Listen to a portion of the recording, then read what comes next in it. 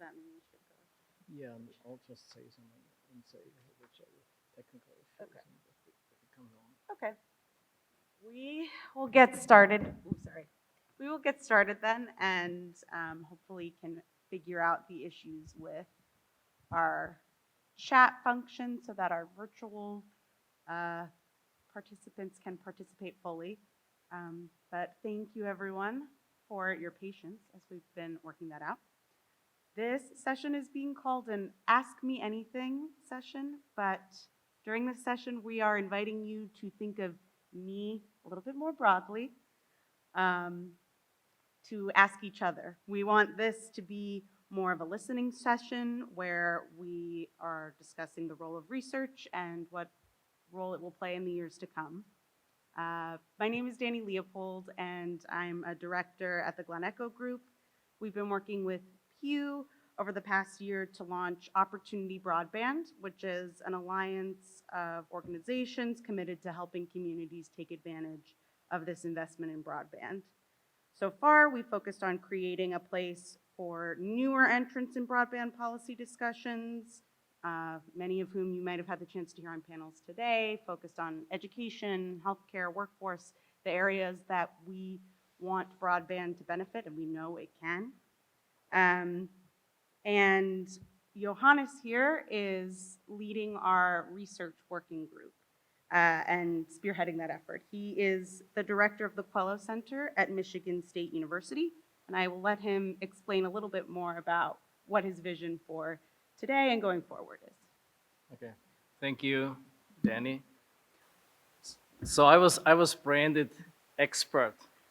I put it in quotation marks, and it felt kind of awkward because I know a few things, but we talked frequently in the last day and a half about the systemic nature of the issues that we are trying to work with, right? And that means typically that we all are experts and we all probably know parts of the whole system. And in order to really meaningfully move forward and come up with sustainable policies for the future, we need to co-create and share our knowledge. So I'm turning my role into listener, not an expert here.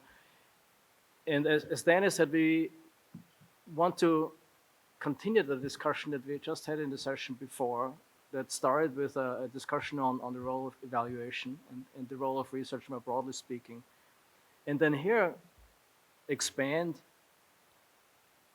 to a couple of questions, hopefully in the form of a discussion rather than talks or Q&A, rather discussion among the participants, as Danny said. The questions that were on our mind as we thought about this Opportunity Broadband Coalition was, well, what's the role of research in this context? There's already a lot of research going on, and there's many researchers are here, many are in other sessions. Um, I see Karen is sitting in the room. There's many others. There's centers, there are associations, Marconi, the Benton Foundation, you name it. There's certainly no shortage of research.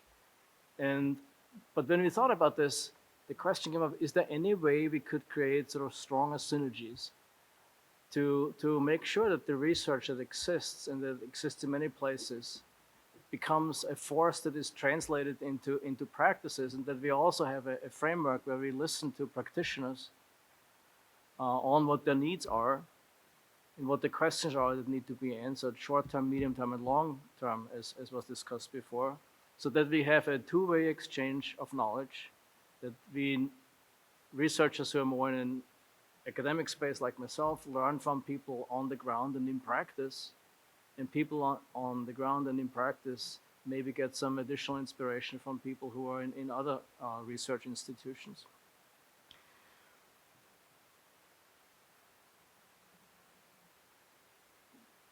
Several terms in the early discussions really caught my attention. One was that we need to have a systemic approach. Leon mentioned this multiple times yesterday, this notion of an ecosystem, not just to think in cause and effect, but in the broader repercussions that different policies have and so forth.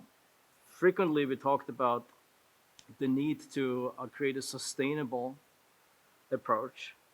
And we talked about the need to create a people-centric approach to research. And we talked about the creation of a learning system, which is a term that I really like, sort of this notion of a dynamic learning system where there's feedbacks. We experiment with policies, we experiment with new approaches, but then we also learn from how those work, and we fine-tune approaches. Now, that's policymakers often do not like this idea, or other stakeholders, because we envision policy as a stable framework in which entrepreneurship and other activities take place. But in these dynamic, interconnected, globally interwoven digital systems, I think we need to rethink how policy works and what policy can do. And that's one of the topics that we would like to explore. There's also other challenges that we face. One of them is, how do we get insights that exist in one part of the system more broadly shared? And I mean, I've been in this discussion for a while. In fact, I was part of a team, and I'm not sure, Karen, whether you were there too, but in 2011 it must have been, after BTOP, and the first edition of the broadband map was released. Then Assistant Secretary of Commerce Larry Strickling invited, I think, a bunch of probably 20 or 30 researchers to analyze the data that was available, and then come to the Department of Commerce to provide feedback. And I'm not sure whether any one of you has heard of it, but at that point in time, there were quite a number of us who pointed out that the data was a useful first step, but it had serious shortcomings, such as attributing or treating a census block as served when there was only one broadband connection, right? Which created large errors, especially in large rural census blocks. And we urged them to refine the map. And then practical politics came into play, and Congress, probably a simplifying picture, but Congress did not appropriate money for that purpose for a number of years. And it's only almost 10 years later that more serious efforts started.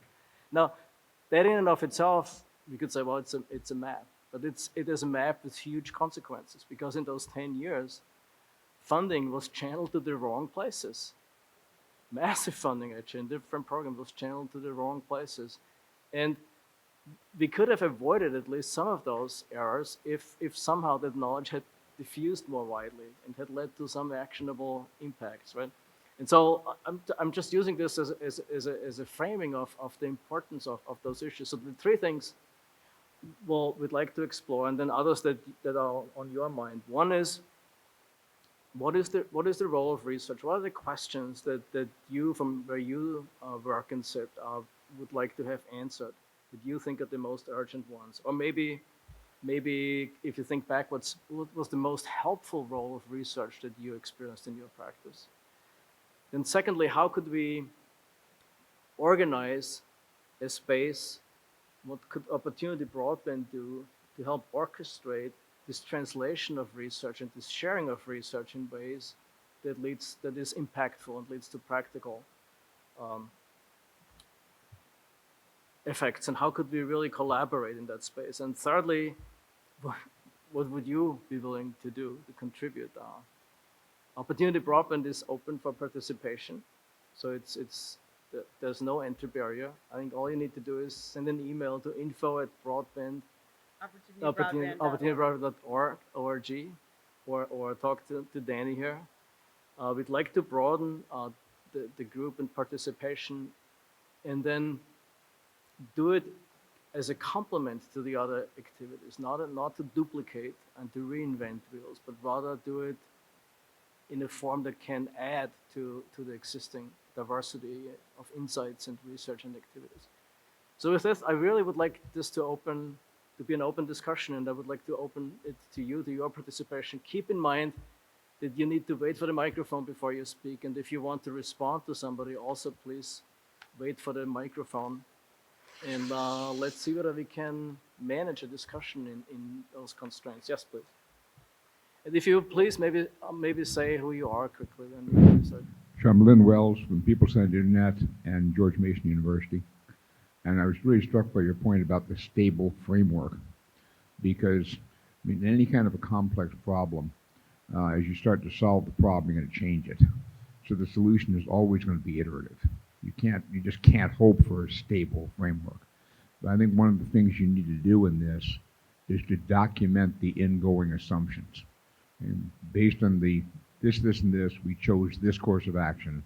And then you revisit it at some point and say, it's convergent where we want to go, or it's not. We need to change the course of action. I think that documentation of the initial going in assumptions is really important, and it's something we often forget to do. Yeah, very important point. Did anybody want to respond or maybe build on it?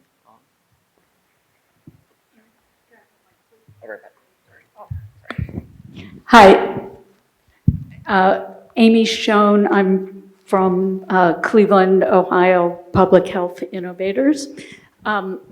It just strikes me that as we think about data and research, an alternative to the mapping approach and the getting information on the supply is thinking about getting data on actual use. And when you think about the fact that the private sector has honed the ability to understand so much about every individual based on how they're using their internet, and they're selling that information and profiting from it, LexisNexis, right? So why can't the government at least have its share of that information and be able to use it for benevolent purposes when the marketers, can just run amok with it?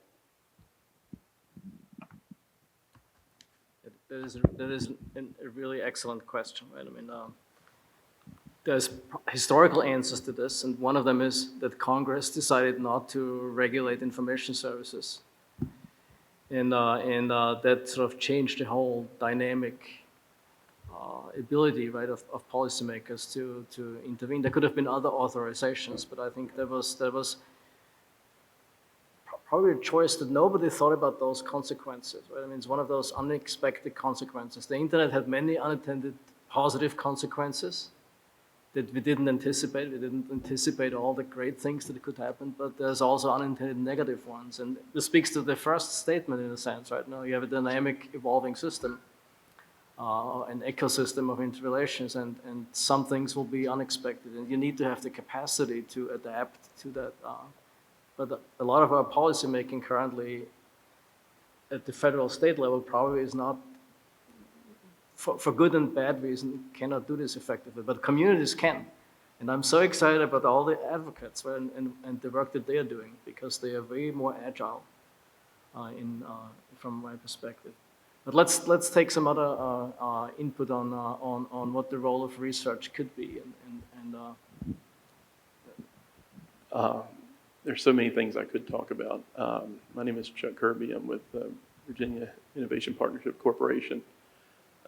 For years, before the CBA position, Chief Broadband Advisor position, was created in Virginia, we at VIPC did the state coordinating. We did the local planning. We provided the data for the FCC mapping and things of that nature. So we did a lot of this work. In terms of the map, you are right. If one locale, one actual physical address can be served the way that the maps originally were, was the whole thing was lit up. And the irony is, over time, nobody's happy with the maps. Everybody hates it, but for different reasons. Your providers claim that there's even more of those one-off addresses that are claimed, so that it's actually even more covered than what the maps show. And then you've got the state saying, no, they aren't really covered. In reality, there's more barren spots that need to be filled. So the irony is that the data, nobody's happy with it across the board, but for completely different and polarizing reasons. One thought that I have, one of the things, having been a researcher before I came into this, that's really important, I think people in this room might be able to do, we need a lot more research on the financial impact, the economic impact on housing stock that a broadband connection has, and preferably different types of connections too. There's been very limited research in it, and it tends to point towards fiber only. I think fixed wireless should also be included. Different technology types. You got TV white space. You've got fiber to the premises. You've got cable, coax connection to the home.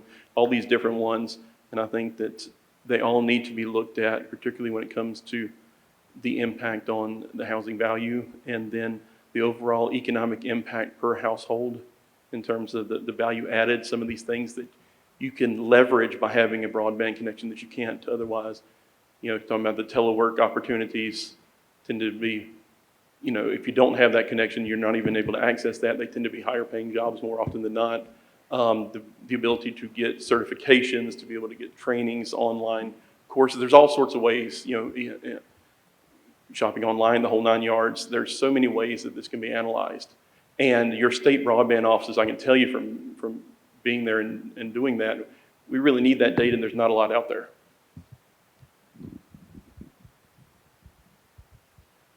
Yeah, thank you. Any responses? That's the disadvantage of sitting up here, that now you're sort of all oriented toward me. I was hoping that we would have a flat kind of peer conversation. Yes, please.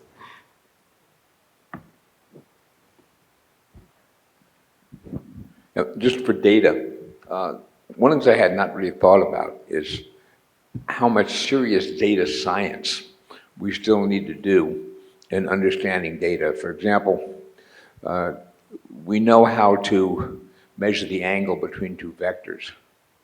One of the questions was, how do you measure the angle between two networks? So if you're trying to do network analysis and trying to figure out if this network is solving a problem, and then you've got another network over here, are they actually, does it matter if they're aligned or not? But the point is just, I don't even know the data science for that sort of thing is being done, and if so, where? Along that line, I like where you're going with that. That's a great point. And along that lines, different types of maps are used by different entities. For instance, some of the mesh mapping out there,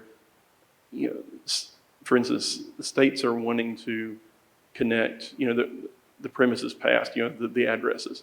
Whereas your ISP is going to be more interested in the buildings past per premise. If it's a farm, for instance, is it going to just be the main household? Is it going to be other buildings on the premises? There might be 2 or 3 connections. Buildings need to be connected within that one address.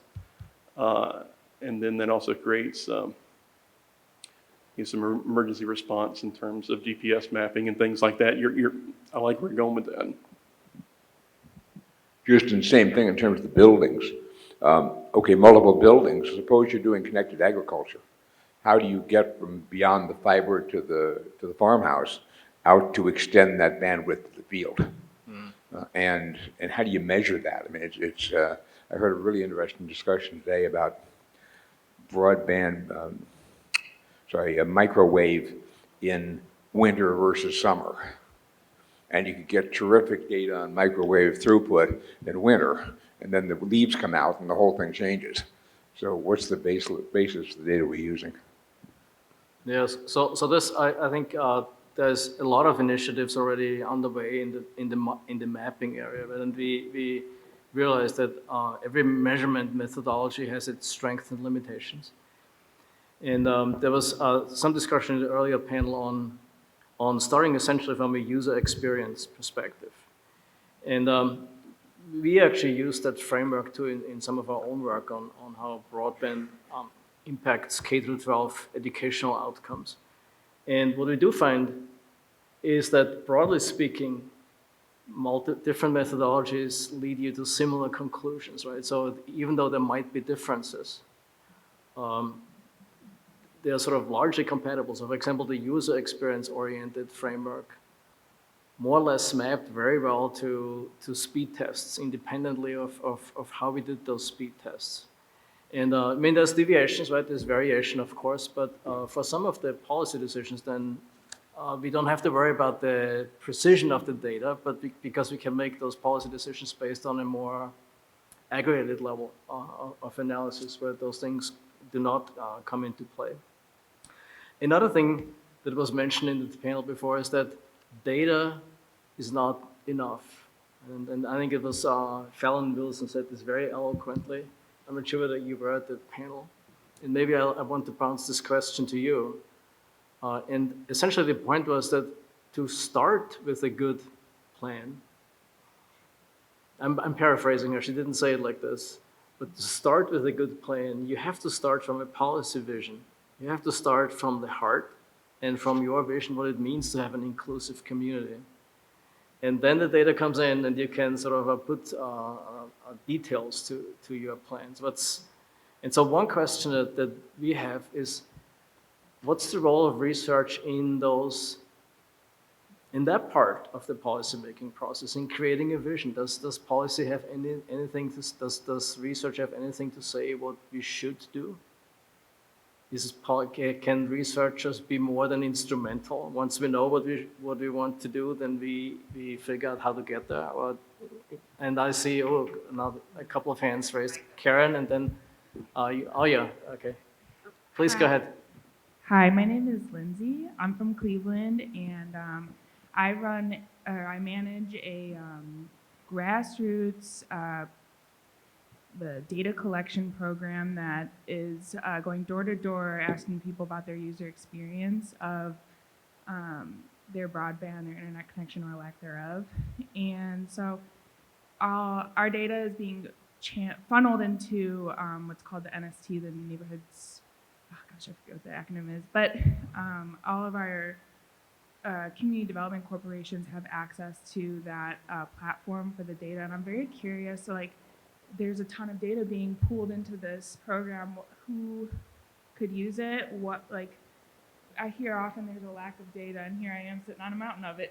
And so I'd be curious, like, how to really put that type of data to use. We've partnered with Digital C on thought leadership around this, and for them, they lack the data in order to make robust cases to bring more federal dollars into Cleveland to help bridge our digital divide here. And so that was sort of one thing that spearheaded this whole program. But we have 37 staff, 11 canvassers. Of that, 11 of them are organizers, and the rest of them are canvassers.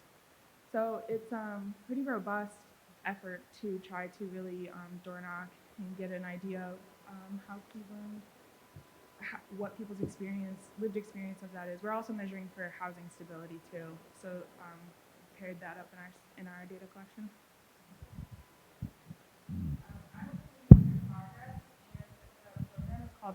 The program is called Neighbor to Neighbor. Mm-hmm. Thank you. So I think that's a nice example of how different kinds of research can help to shape this kind of visioning, to have it, evidence informed, or to even, bring up issues maybe that people hadn't thought about that, they can consider in informing a vision. And I think this is an important question right now with all of the planning going on, not only at the state level, but in communities. For example, we got a call from the city of Tempe in Arizona. I'm at Arizona State University, and they wanted researchers who did work in this area to help them to do their plan. It's not a really huge community, but we're going to help them do some listening sessions with residents. It's fairly connected in a lot of parts of the city. It's a college town. But there are some neighborhoods that are not as connected. So we'll help them do some listening sessions for that. I think surveys are, more systematic and more than what we're going to be doing for Tempe.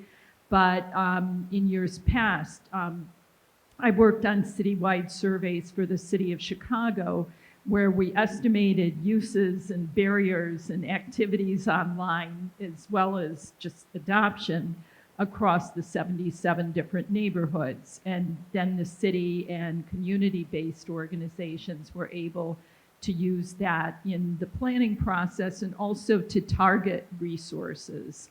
So I think there are a lot of ways that research can help in shaping this vision. It can't maybe give you the vision, but it can be a resource for the people in the room who are forming that vision.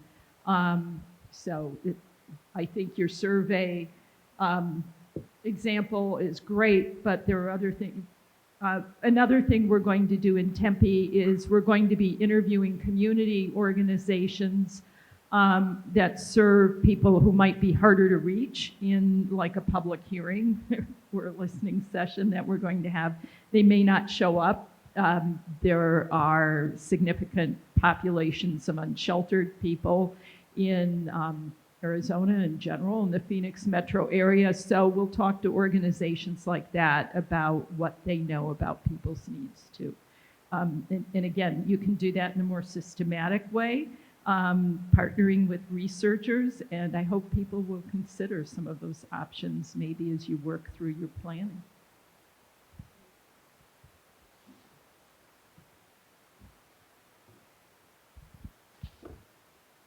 I'm Rita Taylor. I'm with the Fuse Corps as an executive fellow supporting Travis County in Texas.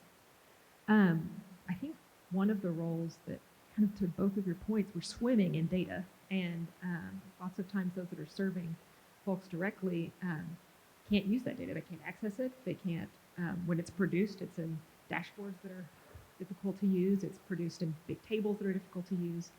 How can, and then also, universities are often the ones reached out to by powerful to answer these questions, to provide input on policy, and to do research. How can relationships be built between university faculty and local communities so that it can be redirected, that power can be redirected, and folks who are closest to the need are being able to inform what that data even means. That requires a lot of relationship building and trust. That'd be one question I'd have about the role of research. Well, that is a really good point. We'll come to you in a second. And that is, how can these relationships be forged? And I mean, I live in, part of me lives in this university world, and I do know that the incentives of universities are not necessarily geared to support that kind of research, right? I mean, and so one has to deliberately make this choice to reach out. And I'm sort of in a stage of my career where I don't have to prove to them the quality of my work anymore. But early career researchers often have a hard time to really do this. And we talk about outreach and the practical impacts of research, but it's very difficult to really practice it. And so when I was department chair, the first question I always would get from the dean, how many peer-reviewed publications does the candidate for promotion have? Not a question how many communities did this person help serve, right? And despite the fact that before this was never, they always pretended that all these things would count. I think it's slowly changing, right? I mean, I see more change in some other countries than in the US, but that's a challenge, right? And so I think we need to build meaningful coalitions. That one area, but this might work, is, for example, in computer science, in HCI, there's now all this interest in public interest technology, and in human-centric computing, for example. We have a group on rural computing that asks exactly how the innovation model that came from Silicon Valley and was sort of adopted more or less by default by many thinkers, how they could be adapted and changed for different types of settings and contexts. And there is really, one can actually be synergistic in a sense that you do work with communities, you do user-centric research. And we have one of those projects going on right now in one of the very sparsely populated areas of Michigan. And then you can also create high caliber publications from it, so that there might be synergies. And so these are the kind of synergistic visions that we are trying to develop within this opportunity broadband, right? So that this siloing of efforts is reduced. You had a comment? Yeah, my name is Walter Gottlieb. I'm at the University of Kansas. And so one practical thing is that our grant was designed in the first place to include to be interdisciplinary. So I'm a sociologist. We work with computer scientists for the very thing you're talking about, trying to change the model of how technology gets developed. But the grants also build in partnerships with libraries. So we do a labor exchange basically by working, we get trained and we work in libraries. And the populations that we're looking at are kind of people who are living in this kind of state of digital abjection. And that's something that kind of gets missed a lot in this kind of rationalized talk about measurement. And not that I think that it's unnecessary to measure, access per se, but it's something that really gets lost. And this came up in an earlier panel when a couple of the panelists basically said, it's expensive to be poor. It takes a lot more time to be poor. And that's something that we see, both the kind of intersection of material poverty and kind of digital poverty, right? So what I would say is for anybody who is developing grants, and the NSF just seems to eat it up every time we ask them for money, because we've got this interdisciplinary thing and they have special programs for that, and we're always building in, not like, well, we'll find somebody, but we get a partner on board or two partners, a different, couple of different municipal organizations or libraries or whatever. And then that way you've already got that built in and you're kind of accountable to those relationships while you're doing the research. It's not like you have to cast about to figure out how to draw more people in. So that might be something to think about. Mm-hmm. No, very interesting suggestion. Kelly, does the chat work now? I can't hear you, sorry. I'll let you know if any questions come in. Yeah, okay. I'm wondering whether I could actually ask those who are online and who are alive and not just through a login, whether they could actually leave a note and say who you are, that we might be able to expand our discussion a little bit, indirectly at least, via the chat. So if you wouldn't mind, like a waterfall exercise, write down who you are and where you are, and then Kelly will read it back to us if you feel inclined to do so. So now I sidetracked myself, so thank you. Did anybody else have their hands raised? I wanted to raise another quick question. Maybe you can we'll take your comment and then we'll come to another question. Could you please bring the microphone over here? Thank you.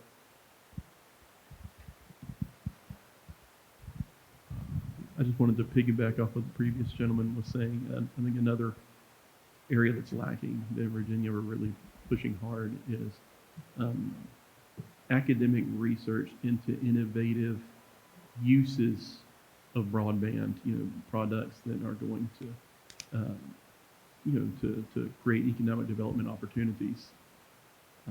Whether that's for transmission devices, some other sort of technology that leverages, the internet through, smart communities, IoT kind of things that I work on.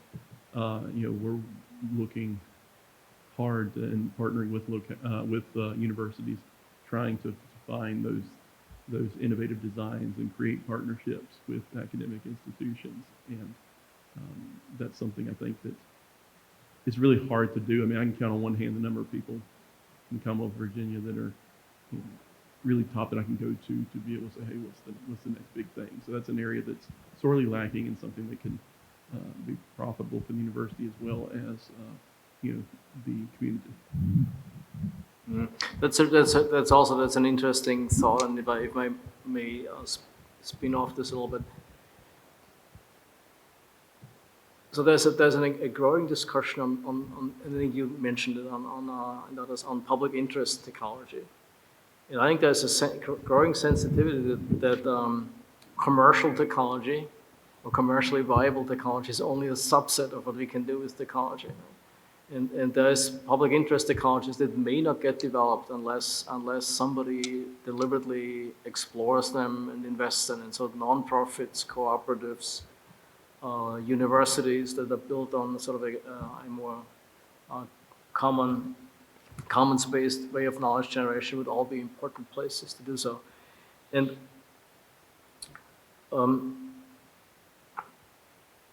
yesterday when Bill Callahan talked about the history of Cleveland, I was really touched by sort of understanding sort of those first roots of computing. I mean, I'm not sure whether you've seen this most recent book called, I think it's called Modem World, about the history of bulletin board systems. And you get the sense that the internet used to be a distributed community of communities that was driven by local interests and by people who actually formed bonds, social bonds online.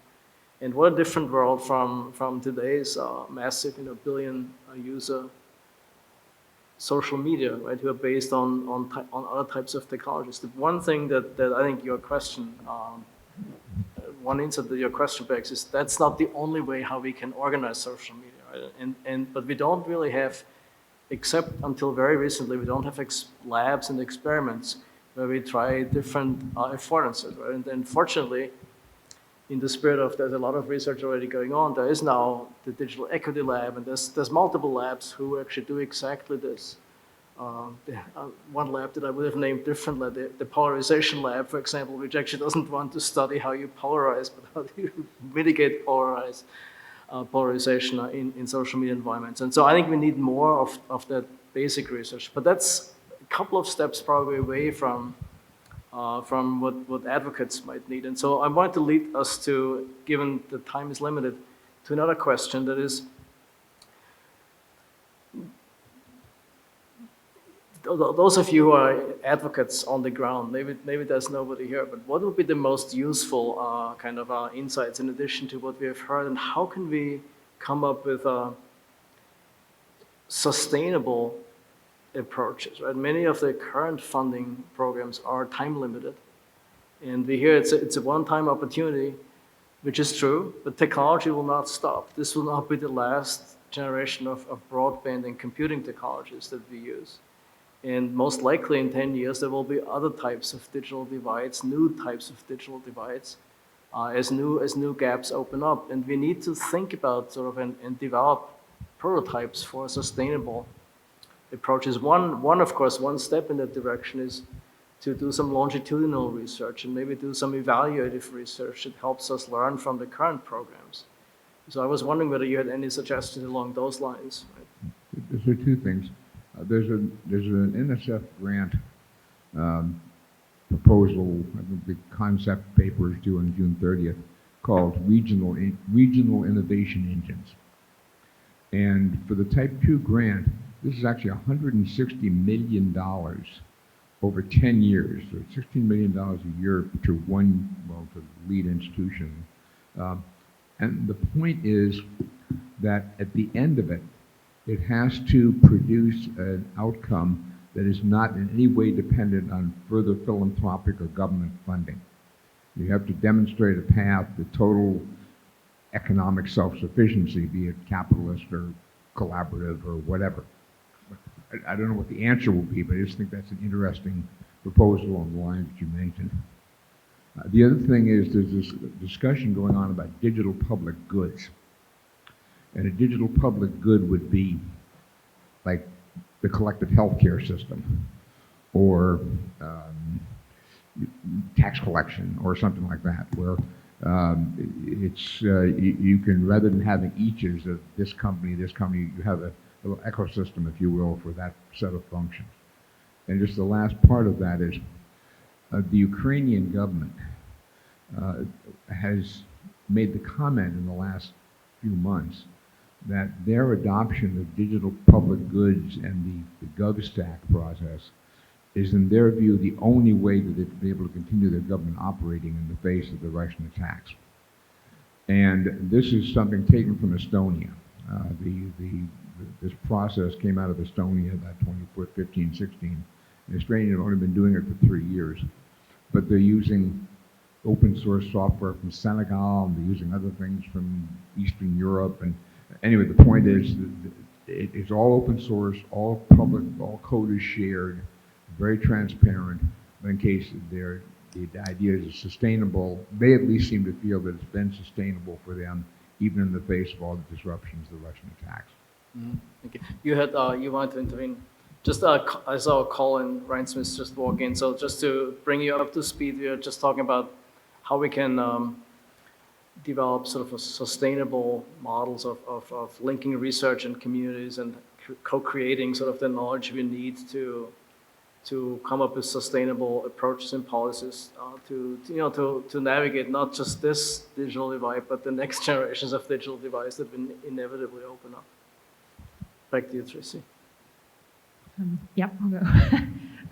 I think that I've heard from a lot of nonprofit folks who are delivering services, something they often need is like incredibly localized data to be able to make their point, to make arguments. And I think that collecting that data, even if it's public source, is really hard to actually spend the time to analyze with those skills. And I think universities are great sources for those kinds of skills and connections.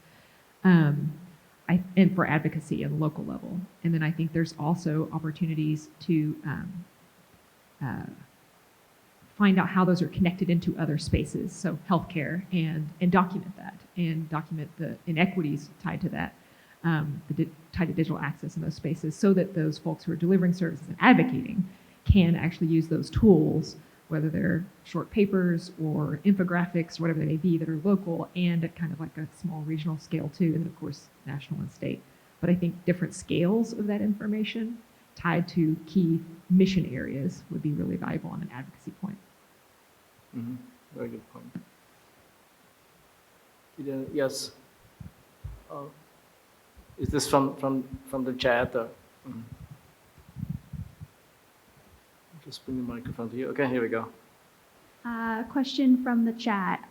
What research or data might be helpful for states as they create their BEAD and DEA plans due shortly? And what information do states need from researchers to make informed decisions about where funding should be allocated within their long-term plan? Did anybody from the audience want to answer? But could you repeat? It was very hard to actually hear you from here. Oh, sorry. Can you hear me? Yeah. Okay. What research might be helpful for states as they create their BEAD and DEA plans? And what information do states need from researchers to make informed decisions about where funding should be allocated within their long-term plan? Mm-hmm.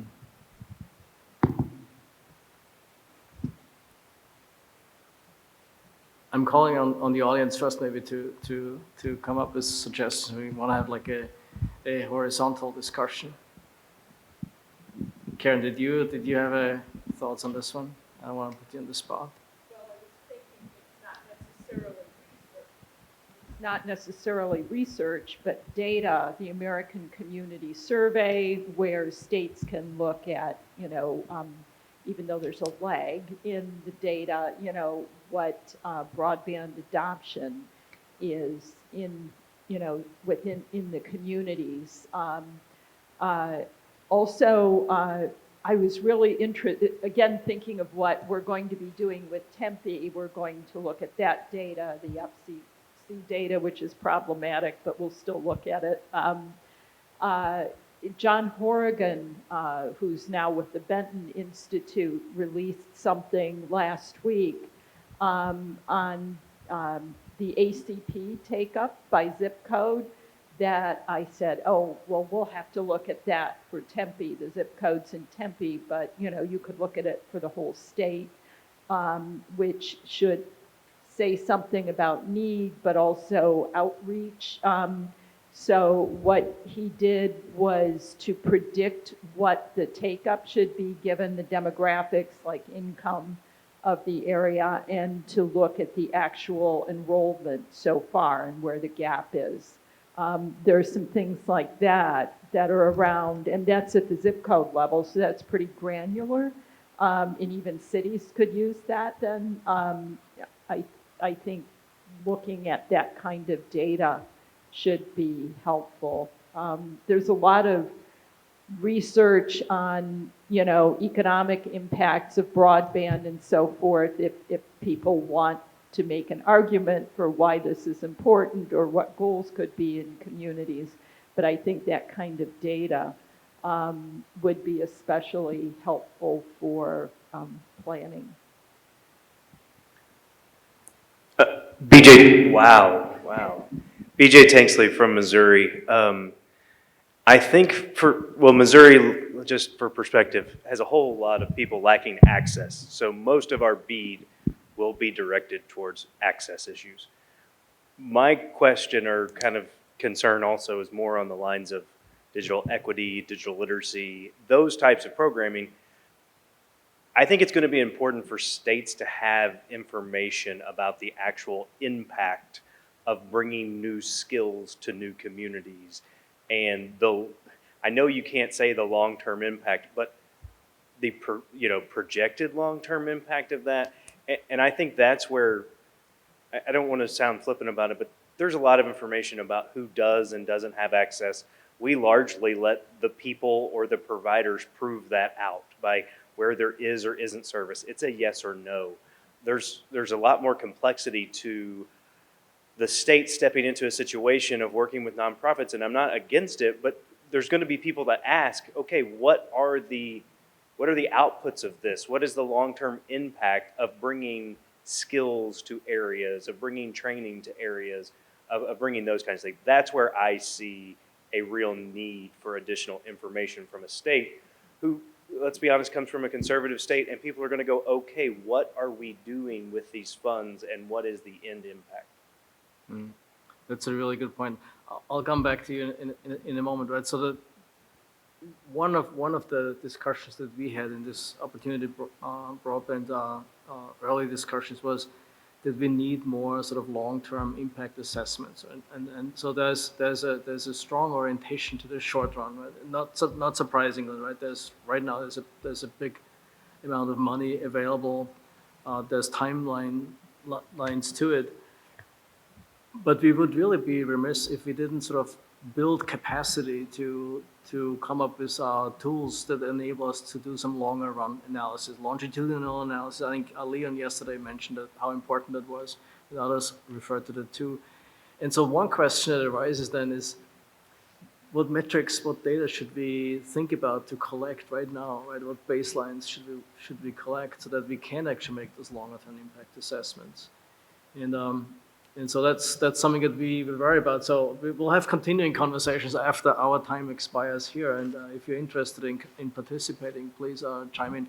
Back to you, please.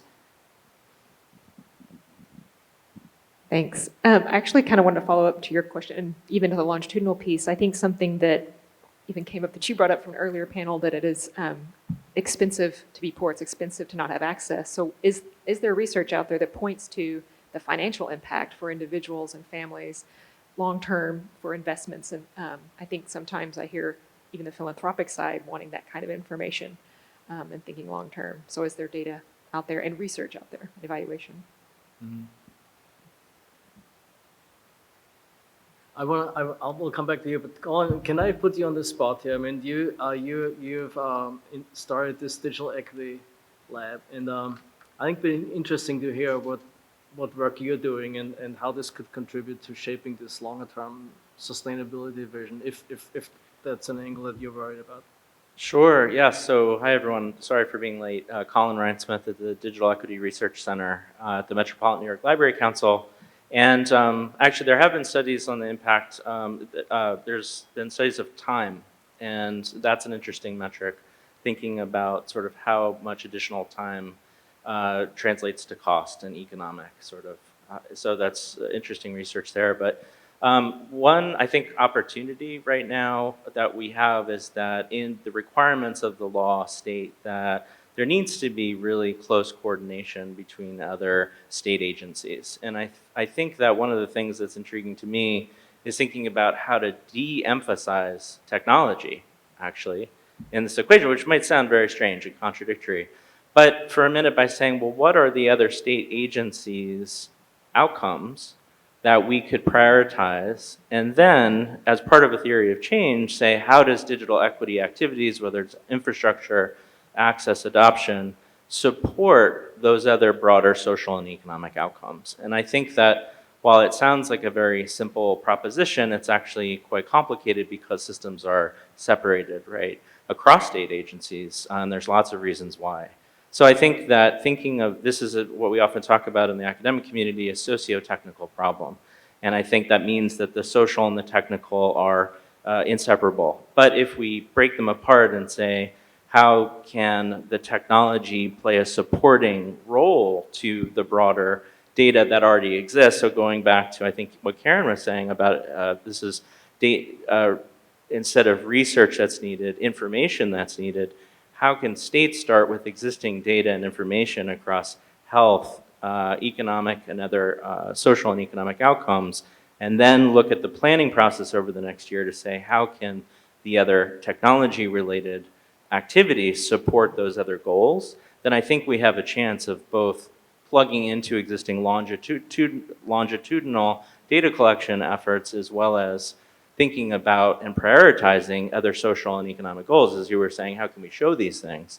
And I think that it takes a sophisticated logic model, if you will, but I think that folks have proposed ideas like a situated logic model and other approaches that could be used at this time. So I think this is the time to be creative, but also incredible needs for researchers that are siloed across either agencies or disciplines to come together to think very creatively in order to solve this longitudinal problem as well as community-based issues. And that's why I think the digital inclusion coalitions and ecosystems in communities are answers to this across states and thinking about how to engage on data collection as well as long-term engagement on activities. So I should probably stop there.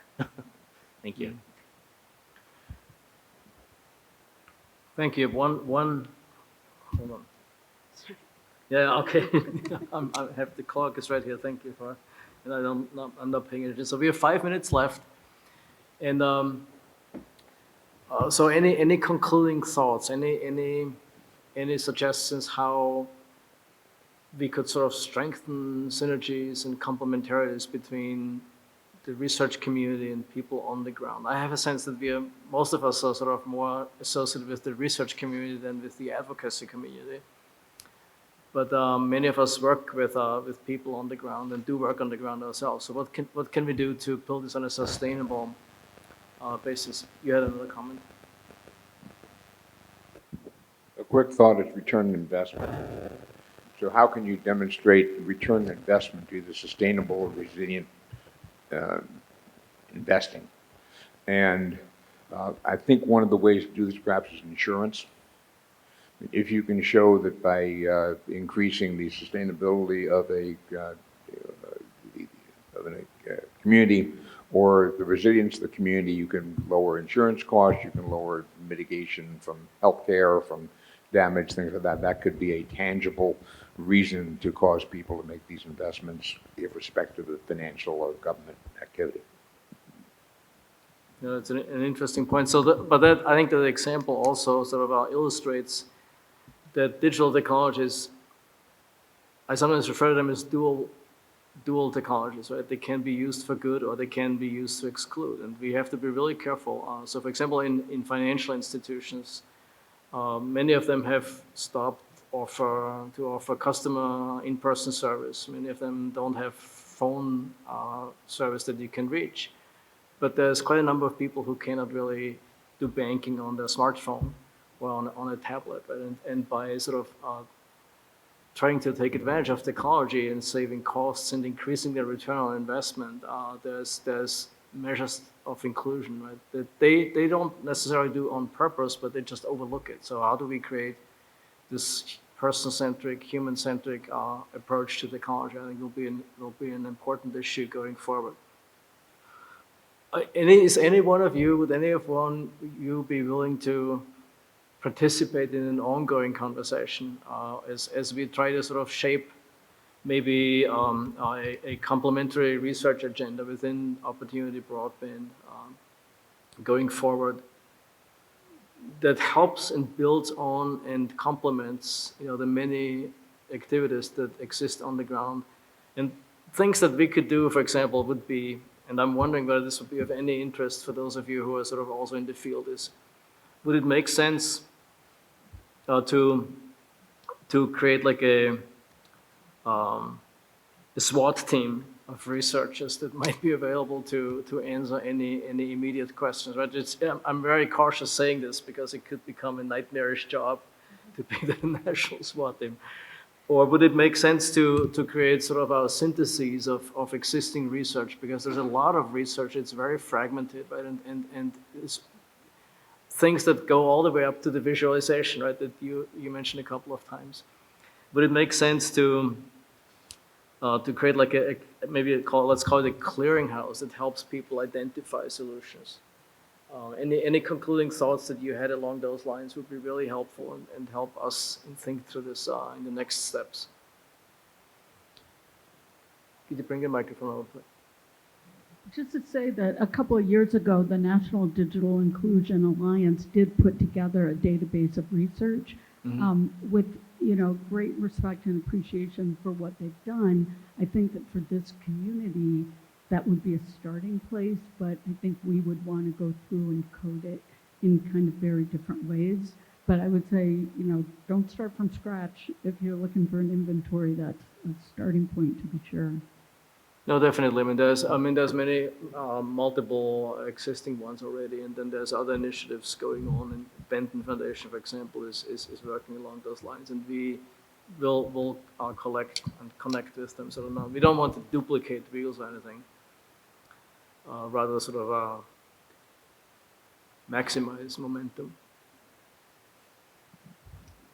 So I've got my feet in both realms pretty consistently. I still publish and everything in the academic side of things. And I can tell you from the state perspective, we're spread so thin right now with how much is going on right now in particular, that being able to have sort of a repository, if you will, to be able to quickly look at. And then also, I do like the hybrid idea of having certain people as subject matter experts that, can quickly reach, to talk. I think that would be very, very good. And then another thing that I think is food for thought for us that we ran into with mapping, and broadband mapping was very early on in that process. Different complementary sets of data that you would need for mapping often have different size or reference points. Some of them go by census block, some go by census tract, some go by zip code. And it's really hard to be able to accurately extrapolate those larger sets into the smaller ones. And so, and you can do it, but the accuracy level kind of dips. So, ways to be able to wade through that would be very beneficial as well. Because mapping is going to be increasingly important because a lot of these funding decisions in particular are going to be data-supported decisions. And so we need that accuracy. Thank you. I think this is how long we can go. We need to close the session. So thank you very much for your participation. It's interesting to see how in the technologically constrained space that discussion is sort of a little bulky, but thank you all for your engagement and for your contributions. We took lots of notes. We'll digest those and share back out. And if you're interested in learning more about this initiative, or are willing to participate, send a note to info@opportunitybroadband.org, right? That's correct. Okay, so thank you very much.